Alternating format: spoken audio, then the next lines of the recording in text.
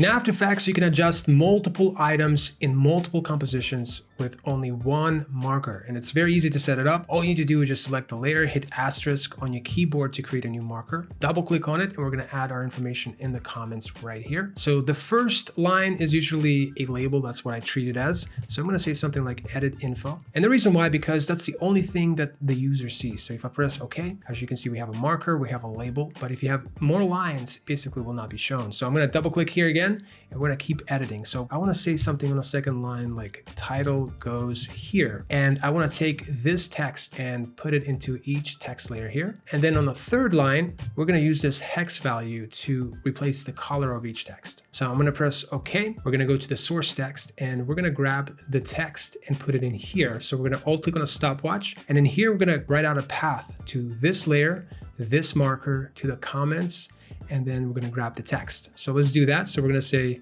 this layer, and let's keep going. So we're going to say period. Then we want to go to marker. Then we want to grab key.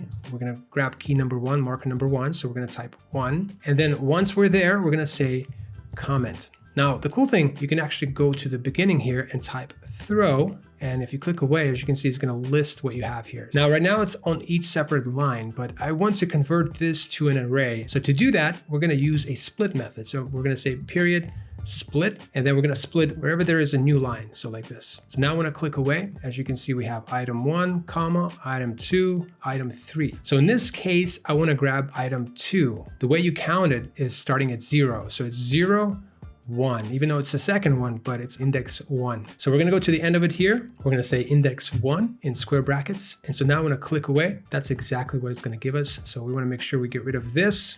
And there you go, we have the first one. So now I'm going to copy this. So copy expression only, select the other source text properties, paste it. Now we can go to the marker and we can adjust this. We can say Ukramedia, hit OK, and just like that, everything is working. So the second thing I want to do is adjust the color. So remember, it's item number 3, but it's index 2. So it's 0, 1, and then 2. So we're going to actually copy what we already written. So we're going to copy this, and we're going to go to the color here. So I'll click on a stopwatch to create an expression. We're going to paste it. And instead of grabbing the text, which was item number 1, we're going to say 2 for color. So now when I click away, as you can see, it doesn't work. And the reason why is this. So I'm going to go to the beginning here. We're going to say throw. And as you can see, it gives us the hex value. But the problem is this property right here only accepts RGBs, and this is hex value. So we just have to convert this. So we're going to say hex to RGB. We're going to use that function, and we're going to drop that inside.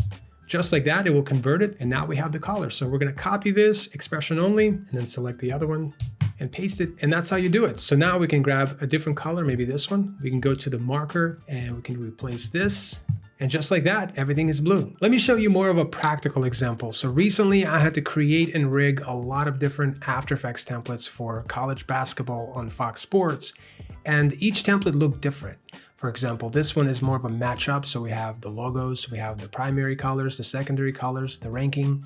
Now, others might have like team names, team nicknames, or maybe just the logos, maybe just the text, so different combinations. In other words, each template looked different. And so what I didn't want to do, I didn't want to create a custom rig for each template. That just would take too long. So instead, I went with this marker system. With the marker system, the way it works is very simple. You just have one layer and you have 2 markers. So we have away team right here, and we have home team. And by the way, you can hover over them and it'll list everything that's in it. All you really need to do is just bring this into a project and link everything to a layer, and then open up a new project, link everything to that. And each marker has the info for each team. So it's all consistent. The order is exactly the same. For example, we have the label, we have the ranking, team name, team nickname, team primary color, secondary color, and then the position of the logo on the logo sheet. Even though in this composition right here, we're only using the ranking and the colors and the position of the logo, we're not using these two, but regardless, because I can bring that into the next project and use those two, maybe not the other ones. So it was all consistent. And the reason why I made it consistent, because I didn't want for users to be adjusting this like manually like that, typing it in and then boom. Instead, I wanted them to use this script that I created. And let me position it right over here. Let me move this around.